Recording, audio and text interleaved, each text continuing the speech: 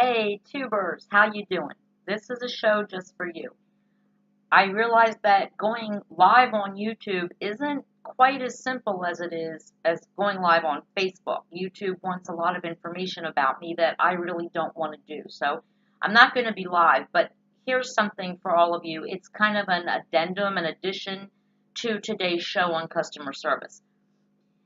The customer service show that you're seeing today was taped, recorded about a week and a half ago, and then the Facebook hearings were airing live, and I felt that it was more important to do shows about those and save the customer service show for another day. Unfortunately, that meant that what wasn't included in the customer service show was what happened in Philadelphia at a Starbucks. And I learned about that last night, and I am appalled. Two African American men walk into a Starbucks. They sit down. They're waiting for a friend who's running late. How many times have you done that? And the Starbucks manager calls the police because they haven't ordered anything and one dared to ask to use the bathroom. Really? Now look, I'm about as white as they come, right? I am a privileged white woman who can walk into any establishment, and I've done it. I walk into a restaurant, I'm always early. Sometimes my friends are running late. They have children, or their babysitter's late, or they got off work late. And nobody has ever put me in handcuffs and escorted me out of the restaurant to the police station for 8 hours. To be polite, I often don't order until my friend arrives, my dinner companion. I've used the bathroom. Nobody ever called the police. Not on me. But they did on these two young men. And as much as I would love to believe that we have come a long way in racial discrimination in this country, even though we seem to be going backwards on discrimination against the LGBTQ community and Muslims, I do feel that this was racial.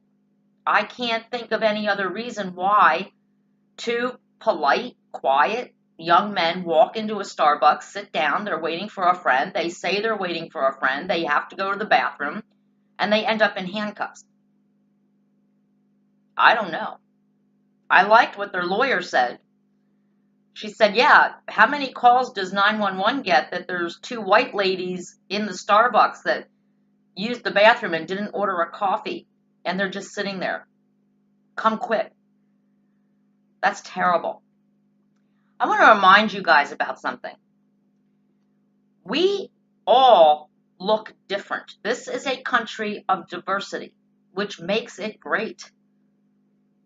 I have African American friends here on this channel and on my Facebook page. I have Muslim friends here and on my Facebook page. I have Russian friends.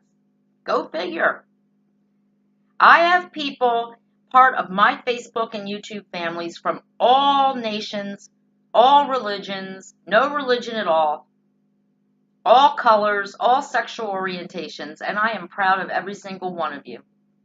Proud to call you friend, call you family. I will tell you what these businesses that try to discriminate against the LGBTQ community, like the bakery, that doesn't serve wedding cakes to gay people, even though they're a public bakery. To this Starbucks, who gets scared when two black dudes walk in and sit down waiting for a friend. You know one color that is equal in all places of business in America? It's green. It's the color of money. Money spends no matter who is handing you the money. Black people's money, Muslim people's money, Russian people's money, Christians, atheists, Wiccans, Jews, their money all goes into your bank account and is spent the same. A dollar is a dollar, no matter who is holding it.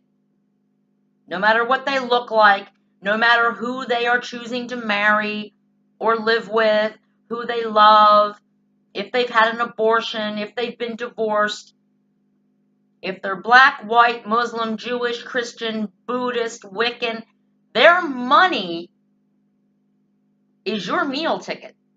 Their money feeds your children. So before you pick up the phone to call 911 because, oh, madame, there's two black people sitting in my restaurant and they use the bathroom and they haven't ordered anything because their friend's late. Send the police. Wow, really? How many African Americans do you think are going to walk into your Starbucks and buy a cup of coffee and give you their green money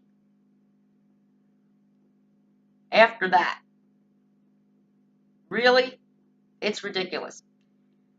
So, yes, that should have been included in today's show. And like I said, sometimes the shows are recorded when I experience the issue, which I did experience bad customer service when I recorded today's show. However, again, the Facebook hearings gave me an opportunity to broadcast live opinions of something that was happening right then and there. So I made the executive decision, since of course I'm the only person on this show. I mean, there's nobody else here. It's just me and my dog.